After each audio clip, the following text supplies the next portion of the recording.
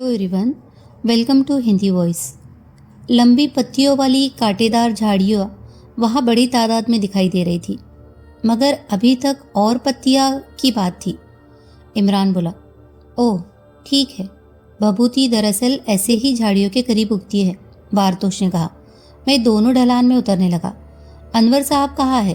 बारतोश ने पूछा। मैं नहीं जानता। मैं जानता हूँ, बारतोश मुस्कुराकर बोला। वे कर्नल जरगाम की गुमशुदगी की रिपोर्ट करने गए हैं। क्या? इमरान चलते चलते रुक गया। हाँ, उन्होंने मुझसे यही कहा था। बेड़ा गर्क हो गया। इमरान अपने माथे पर हाथ मारकर बोला, आखिर इसमें हर्ज ही क्या है? मैं नहीं समझ सकता। आप कभी नहीं समझ सकते मिस्टर बारतोश। इमरान जमीन पर उकड़ू बैठा हुआ बोला। फिर उसने दोनों हाथों से अपना सिर पकड़ लिया, किसी ऐसी विधवा औरत की तरह जिसकी बीमा की पॉलिसी जब्त कर ली गई हो। आप तो बहुत परेशान नजर आ रहे हैं, बारतोश बोला। रंग में भंग हो गया प्यारे मिस्टर बारतोश। क्या हुआ? कुछ नहीं, इमरान बोला। अब ये शादी हरगिज न हो सकेगी। कैसी शादी? कर्नल जरगाम की शादी। साफ साफ बताइए, बारतोश उसे घूरने लगा। वे अपनी लड़की से छुपाकर शादी कर रहे हैं। ओह, तब वाकई। बारतोश कुछ कहते कहते रुक गया। वह चंद लम्हे सोचता रहा, फिर हंसकर बोला, मेरा ख्याल है कि कर्नल काफी बूढ़ा होगा। बुढ़ापे की शादी बड़ी बेमजा चीज़ है। मुझे देखिए, मैंने आज तक शादी ही नहीं की। यह बहुत अच्छी बात है, इमरान सिर हिलाकर बोला। हम शायद किसी बूटी की तलाश में नीचे जा रहे थे। ओह हाँ, बारतोश ने कहा, और फिर ढलान में उतरने लगे। नीचे पहुंचकर उन्होंने बूटी की तलाश शुरू कर दी। इमरान बड़े ध्यान से काम में लगा हुआ था। ऐसा मालूम हो रहा था जैसे वो खुद ही बारतोश को उस काम के लिए अपने साथ लाया हो। वे कोठी से काफ़ी दूर निकल आए थे और कुछ इस किस्म की चट्टानों के बीच में यकायक आ गई थी कि कोठी भी नज़र नहीं आ रही थी। मिस्टर बारतोश, इमरान एकाएक बोला, अभी तो हमें एक भी खरगोश नहीं दिखाई दिया। मेरा ख्याल है किस तरह खरगोश पाले नहीं जा सकते। खरगोश? बारतोश ने हैरत से कहा। बेकार है, वापस चलो, इमरान बोला। मुझे पहले ही सोचना चाहिए था, या खरगोश बिल्कुल नहीं है। हम बूटी की तलाश में आए थे, बारतोश ने कहा। ओह, लाहौल बिला कुव्वत, मैं अभी तक खरगोश तलाश करता रहा, इमरान ने बुरा सा मुंह बनाया। लेकिन वो वास्तव में अपने आसपास से बेखबर नहीं था। उसने अपने दाएं हाथ वाली चट्टान के पीछे से 3 सिर उभरते हुए देख लिए थे। बारतोश की नज़र पौधों में भटक रही थी। अचानक 5-6 आदमियों ने चट्टानों की ओर से निकलकर उन्हें घेर लिया। उन्होंने अपने चेहरे नकाबों से छुपा रखे थे। उनमें 2 के हाथ में रिवॉल्वर थी। ये क्या है? बारतोश ने बौखलाकर इमरान से पूछा। पता नहीं, इमरान ने लापरवाही से अपने कंधे ही हिलाए। क्या चाहते हो तुम लोग? अचानक बारतोश चीख कर उन लोगों की तरफ झपटा, लेकिन दूसरे ही पल एक आदमी ने उसके माथे पर एक मुक्का रसीद कर दिया और बारतोश इस तरह गिरा कि फिर न उठ सका। शायद वो बेहोश हो गया था। चलो बांध लो उसे, एक ने इमरान की तरफ इशारा करके अपने साथियों से कहा। 1 मिनट, इमरान ने हाथ उठाकर कहा। वह कुछ देर उन्हें घूरता रहा, फिर बोला, मैं झूठ बोल रहा था, यहाँ खरगोश पाए जाते हैं। क्या बकवास है? जी हाँ, पकड़ो इसे, उसने फिर साथियों को ललकारा। बस 1 मिनट, इमरान ने कहा। मैं बुरा वक्त देख लूँ, मुझे डायरी लिखनी पड़ती है। उसने अपनी कलाई पर बनी हुई घड़ी की तरफ देखा और फिर मायूस अंदाज में सिर हिलाकर बोला, मुझे अफसोस है कि घड़ी बंद हो गई है। अब आप लोग फिर कभी मिलिएगा। 3 आदमी उस पर टूट पड़े। इमरान उछलकर पीछे बैठ गया। तीनों अपने ही जोर में एक दूसरे से टकरा गए। फिर एक ने संभल कर इमरान पर 2 बार छलांग लगाई। अरे अरे, ये क्या मजाक है?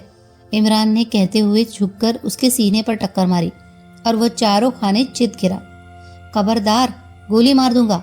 इमरान ने जेब से फाउंटेन पेन निकालकर बाकी 2 आदमी को धमकी दी जो उसकी तरफ बढ़ रहे थे। उनमें से एक को हंसी आ गई। हाथ उठाओ अपने, रिवॉल्वर वाला गरजा। इमरान ने चुपचाप अपने दोनों हाथ ऊपर उठा दिए। उसकी तरफ बढ़ते हुए आदमियों में से एक ने अपनी जेब से रेशम की डोर का लच्छा निकाला और जैसे ही उसने इमरान के हाथ पकड़ने की कोशिश की, इमरान ने फाउंटेन पेन उसकी दाहिने बाजू पर रख दिया। एकदम चीख कर न सिर्फ पीछे हट गया, बल्कि उन दोनों की तरफ भागा जिनके पास रिवॉल्वर थे, और फिर उसने एक के हाथ से रिवॉल्वर छीनकर बेतहाशा इमरान पर फायर कर दिया। फिर उन्होंने इमरान की चीख सुनी। वह जमीन पर गिरकर ढलान में लुढ़क चुका था। یہ کیا کیا تو نے؟ وہ آدمی چیخا جس کے ہاتھ سے ریوالور چھینا گیا تھا۔ پھر وہ فائر کرنے والے کو ایک طرف دھکیل کر تیزی سے آگے بڑھا۔ چٹان کے سرے سے آ کر اس نے نیچے دیکھا۔ اسے عمران کی ٹانگیں دکھائی دی، باقی جسم ایک بڑے سے پتھر کی اوٹ میں تھا۔ وہ تیزی سے نیچے اترنے لگا۔ جیسے ہی وہ پتھر پر ہاتھ ٹیک کر عمران کی لاش پر جھکا، لاش نے دونوں ہاتھوں سے اس کی گردن پکڑ لی۔ حملہ ور نے بڑا زور مارا، مگر اس کی گردن عمران کی گرفت سے نہ نکل سکا۔ اب عمران اٹھ کر بیٹھ گیا تھا۔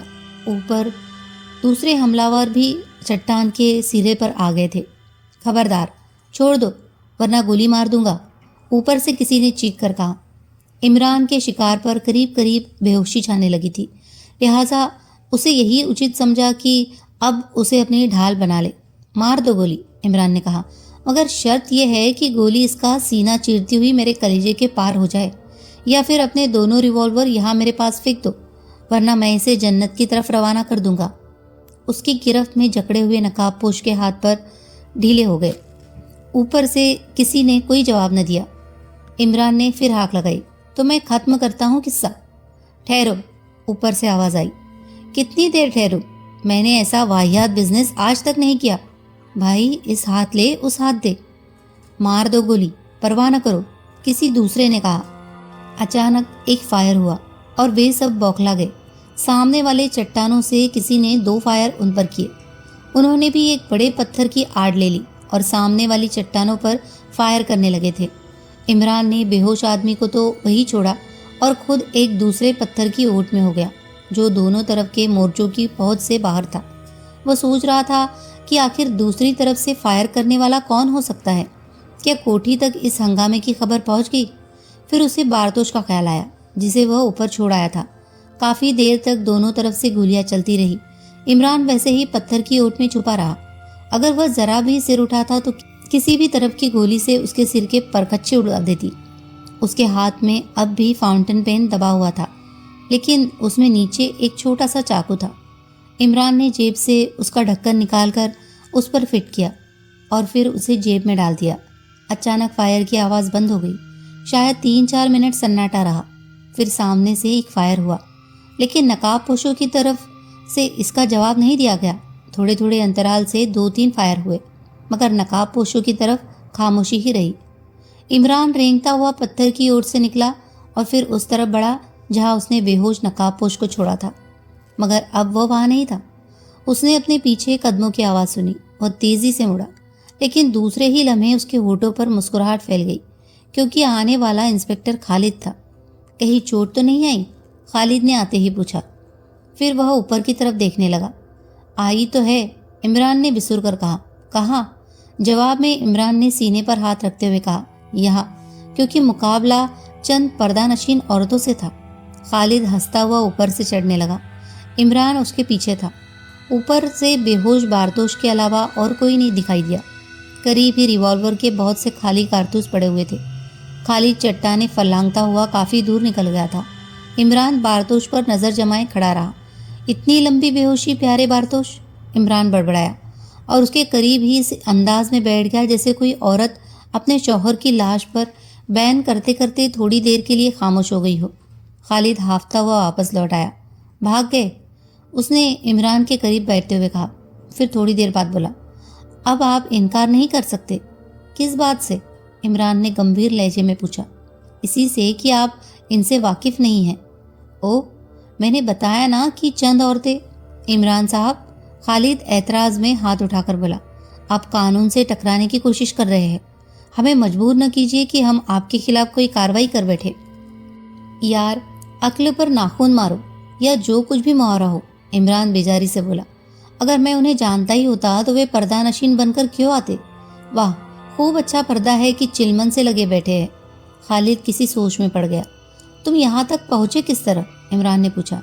آپ کی تلاش میں کوٹھی کی طرف گیا تھا، وہاں معلوم ہوا کہ آپ ادھر آئے ہیں۔ یہاں آیا تو یہ معاملہ پیش آیا، مجبوراً مجھے بھی گولیاں چلانی پڑی۔ شکریہ، عمران نے سنجیدگی سے کہا، لیکن ایک بات سمجھ میں نہیں آئی۔ کیا؟ خالد اس سے گھرنے لگا۔ کوٹھی یہاں سے بہت فاصلے پر نہیں ہے کہ وہاں تک فائروں کی آواز نہ پہنچی ہوگی؟ ضرور پہنچی ہوگی، لیکن پھر بھی کوئی ادھر نہ آیا. حیرت کی بات ہے یا نہیں؟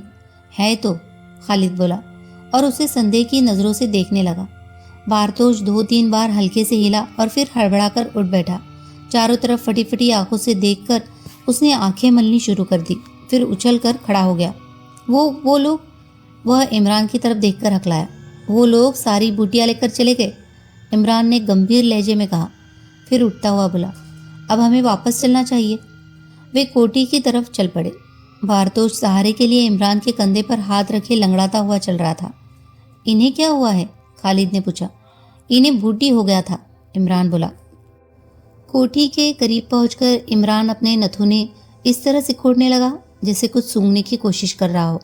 پھر وہ اچانک چلتے چلتے رک کر خالد کی طرف مڑا. کیا آپ ہی کسی قسم کی بو محسوس کر رہے ہیں؟ اس نے پوچھا. ہاں، محسوس تو کر رہا ہوں. کچھ میٹھی میٹھی سی بو. شاید یہ سڑتے ہوئے شہتوتوں کی بو ہے. ہرگز نہیں. وہ کوٹھی کی طرف بڑھتا ہوا چلا گیا.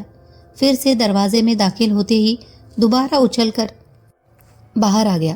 اتنے میں خالد اور بارتوش بھی اس کے قریب پہنچ گئے. کیا بات ہے؟ خالد نے گھبرائے ہوئے لہجے میں پوچھا. اندر کچھ گڑبڑ ضرور ہے، عمران آہستہ سے بولا. نہیں، اندر مت جاؤ. سنتھیلک گیس بھری ہوئی ہے. یہ میٹھی میٹھی سی بو اسی کی ہے. سنتھیلک گیس؟ خالد بڑبڑایا. یہ کیا بلا ہے؟ ذہن کو کچھ دیر کے لیے سن کر دینے والی گیس. میرا خیال ہے کہ اندر کوئی بھی ہوش میں نہ ہوگا، عمران بولا. اچانک انہوں نے ایک چیخ سنی اور ساتھ ہی کرنل ڈکسن عمارت کے پچھلے دروازے سے اچھل کر نیچے آ رہا تھا. وہ بے چینی سے اپنا ہاتھ پیر پٹک رہا تھا. اس کا چہرہ سرخ ہو گیا تھا اور آنکھوں اور ناک سے پانی بہہ رہا تھا. خالد نے اسے کچھ پوچھنا چاہا لیکن عمران جلدی سے ہاتھ اٹھا کر بولا. کچھ پوچھنے کا وقت نہیں ہے. ہمیں اندر والوں کے لیے کچھ کرنا ہوگا ورنہ ممکن ہے کہ ان میں سے کوئی مر ہی جائے. پھر اس نے بارتوش کو وہی ٹھہرنے کو کہا اور خالد کو اپنے پیچھے آنے کا اشارہ کر کے بے تحاشا دوڑنے لگا. وہ دونوں چکر کاٹ کر کوٹھی کے باہر برآمدے میں آئے. یہاں بو اور زیادہ تیز تھی. عمران نے اپنی ناک دبائی اور تیر کی طرح اندر گھستا ہوا چلا گیا. خالد نے بھی اس کا پیچھا کیا. تھوڑی دور چلنے کے بعد اس کا دم گھٹنے لگا. وہ پلٹنے کے بارے میں سوچ ہی رہا تھا کہ اس نے عمران کو دیکھا جو کسی کو پیٹھ پر لادے واپس آ رہا تھا. خالد ایک طرف ہٹ گیا اور پھر وہ بھی اسی کے ساتھ باہر چلا آیا. عمران نے بے ہوش عارف کی باہر باغ میں ڈالتے ہوئے کہا. یار ہمت رکھو، ان سب کی زندگی خطرے میں ہے. کیا تم 5-10 منٹ سانس نہیں روک سکتے؟ پھر کسی نہ کسی طرح انہوں نے ایک ایک کر کے ان سب کو کوٹھی سے نکالا مگر صوفیہ ان میں نہیں تھی. عمران نے پوری کوٹھی کا چکر لگا ڈالا لیکن صوفیہ کہیں نہیں ملی. انہیں ہوش میں لانے اور کوٹھی کا واتاورن صاف ہونے میں قریباً 2 گھنٹے لگ گئے. ان میں سے کسی نے بھی کوئی ڈھنگ کی بات نہیں بتائی. کسی کو اس کا احساس نہیں ہو سکا کہ وہ سب کیوں اور کس طرح ہوا. عمران صاحب، خالد بڑے غصے میں بولا، پانی سر سے اونچا ہو چکا ہے. اب آپ کو بتانا ہی پڑے گا. یہ واقعہ اتنا بھی پیچیدہ نہیں ہے کہ میں کچھ سمجھ نہ سکوں. آخر کرنل کی صاحبزادی کہاں غائب ہو گئی؟ اگر تم سمجھ گئے ہو تو مجھے بتا دو. میں تو کچھ نہیں جانتا، عمران نے امید کے خلاف بڑے خشک لہجے میں کہا. یار تو خود یہ صاحبزادی کی ہی حرکت ہے یا پھر کسی اور کی جو اس طرح انہیں اٹھا لے گیا؟ خالد بولا. اسے شفٹین لے گیا ہے، عمران نے کہا. تو آخر اب تک وقت برباد کرنے کی کیا ضرورت تھی؟ خالد جھنجلا گیا. وقت کی بربادی سے تمہارا کیا مطلب ہے؟ عمران نے خشک لہجے میں پوچھا. جب میں نے شفٹین کے بارے میں پوچھا تھا تو آپ نے کہا تھا کہ نہیں جانتا. پھر آپ نے اس سلسلے میں اس کا نام کیوں لیا؟ تو پھر کیا شہنشاہ باؤڈائی کا نام لیتا؟ کیا آپ ایسے صورت میں بھی معاملے کو الجھانے سے باز نہیں آ رہے؟ یار میں ہوں کون؟ عمران گردن جھٹک کر بولا. تم سرکاری آدمی ہو. اس سلسلے میں ہم لوگوں کے بیان نوٹ کرو، کچھ تسلی دلاسے دو. مجھ پر چند پردہ نشین عورتوں نے حملہ کیا، اس کا حال بھی لکھیے وغیرہ وغیرہ. میں آپ کو اپنے ساتھ آفس میں لے جانا چاہتا ہوں. خالد بولا. دیکھو دوست، میں وقت برباد کرنے کے لیے تیار نہیں. مجھے کوئی سخت قدم اٹھانے پر مجبور نہ کیجیے. خالد کا لہجہ کچھ تیز ہو گیا. اچھا یہ بات ہے، عمران ویانگاتمک انداز میں بولا. کیا کر لیں گے جناب؟ کیا اس کوٹھی کے کسی فرد نے آپ سے مدد طلب کی ہے؟ آپ ہمارے معاملے میں دخل دینے والے ہوتے ہی کون ہیں؟ دوسرے لوگ صوفے پر خاموش پڑے ان کی گفتگو سن رہے تھے. کسی میں بھی اتنی طاقت نہیں رہ گئی تھی کہ کچھ کہنے کے لیے زبان کھول سکتا. ان کی حالات بالکل تماشائیوں جیسی تھی۔ انسپکٹر خالد نے ان پر ایک اچٹتی سی نظر ڈالی اور عمران سے بولا، عمران صاحب، مجھے کیپٹن فیاض کا خیال ہے، ورنہ۔ اچانک بارتوش نے ہستکشیپ کیا۔ اس نے انگریزی میں کہا، لڑکی کے لیے تم لوگ کیا کر رہے ہو؟ یقیناً یہ انہی بدماشوں کی حرکت لگتی ہے۔ ہاں مائی ڈیئر مسٹر خالد، عمران سر ہلا کر بولا، فی الحال ہمیں دیکھنا چاہیے کہ صوفیہ کہاں گئی۔ خالد کچھ نہ بولا۔ عمران کمرے سے برآمدے میں آ گیا۔ خالد نے اس کا انوسرن کیا۔ ایسی جگہ جہاں آبادی ہی نہ ہو مکان بنانا بہت برا ہے، بارتوش نے کہا، جو دروازے میں کھڑا چاروں طرف دیکھ رہا تھا۔ اچانک عمران برآمدے سے اتر کر ایک طرف چلنے لگا، پھر وہ گلاب کی جھاڑیوں کے پاس رک کر جھکا۔ یہ کالے رنگ کا جنانہ سینڈل تھا۔ اس نے اس کا دھیان اپنی طرف کھینچا۔ خالد اور بارتوش بھی اس کے قریب پہنچ گئے۔ اوہ، یہ تو لڑکی ہی کا معلوم ہوتا ہے۔ عمران کچھ نہ بولا۔ اس کی نظر سے جھاڑیوں سے ہٹ کر کسی دوسری چیز پر جم گئی۔ پھر وہ اچانک خالد کی طرف مڑا۔ تم تو سوناگری کے چپے چپے سے واقف ہوں گے؟ اس نے خالد سے پوچھا۔ سوناگری نہیں، بلکہ آس پاس کے علاقے پر بھی میری نظر ہے، خالد نے کہا، لیکن اس کا لہجہ سہج نہیں تھا۔ کیا یہاں کوئی ایسا علاقہ بھی ہے جہاں کی مٹی لال رنگ کی ہو؟ خالد سوچ میں پڑ گیا۔ کچھ دیر بعد اس نے کہا، آپ یہ کیوں پوچھ رہے ہیں؟ عمران زمین سے لال چکنی مٹی کا ٹکڑا اٹھایا جس میں تھوڑی نمی بھی موجود تھی۔ میرا خیال ہے، اس نے کہا، یہ مٹی کسی جوتے کے سول اور ایڑی کے بیچ کی جگہ سے چپکی ہوئی تھی، اور یہاں سے کم 2-3 میل کے گھیرے میں میں نے کہیں نرم زمین نہیں دیکھی۔ اسے دیکھو، اس میں اب بھی نمی باقی ہے۔ خالد نے اسے اپنے ہاتھ میں لے کر الٹتے پلٹتے ہوئے کہا، پلٹن کے پڑاؤ کے علاقے میں ایک جگہ ایسی نرم زمین ملتی ہے۔ وہاں دراصل ایک چھوٹی سی ندی بھی ہے۔ اس کے کنارے کی زمین، اس کی مٹی میں ہمیشہ نمی موجود رہتی ہے۔ کیا وہ کچھ سنسان جگہ ہے؟ سنسان نہیں کہہ سکتے، کم آباد ضرور ہے۔ وہاں زیادہ تر اونچے طبقے کے لوگ آباد ہیں۔ کیا تم مجھے اپنے موٹر سائیکل پر وہاں لے چلو گے؟ ہو سکتا ہے، خالد نے سوچتے ہوئے کہا۔ اچھا تو ٹھہرو، عمران نے کہا، اور کوٹھی کے اندر چلا گیا۔ اس نے انور کو سمبودھت کیا جو ایک صوفے پر پڑا افیمچیوں کی طرح اونگ رہا تھا۔ سنو، میں صوفیہ کی تلاش میں جا رہا ہوں۔ تم اگر اپنی جگہ سے ہل نہ سکو تو پولیس کو فون پر اس واقعے کی خبر دے دینا۔ یہ نوکر کہاں مر گئے؟ باہر ہے، انور نے کمزور آواز میں کہا۔ صبح ہی وہ شہر گئے تھے، ابھی تک واپس نہیں آئے۔ کرنل جرکام کا یہ اصول تھا کہ ہفتے میں ایک دن اپنے نوکروں کو آدھے دن کی چھٹی دیتا تھا۔ عمران چند لمحے کھڑا سوچتا رہا، پھر اس کمرے میں چلا آیا جہاں اس کا سامان رکھا ہوا تھا۔ اس نے جلدی سے سوٹ کیس سے کچھ چیزیں نکالی اور انہیں جیبوں میں ٹھوستا ہوا وہ باہر نکل گیا۔ آپ سن رہے تھے ابن صفی کی عمران سیریز کی ناول چٹانوں میں آگ۔ کہانی اگر آپ کو پسند آ رہی ہو تو پلیز اسے لائک کیجیے، شیئر کیجیے اور ہمارے چینل کو سبسکرائب بھی کر لیجیے۔ دھنیہ واد۔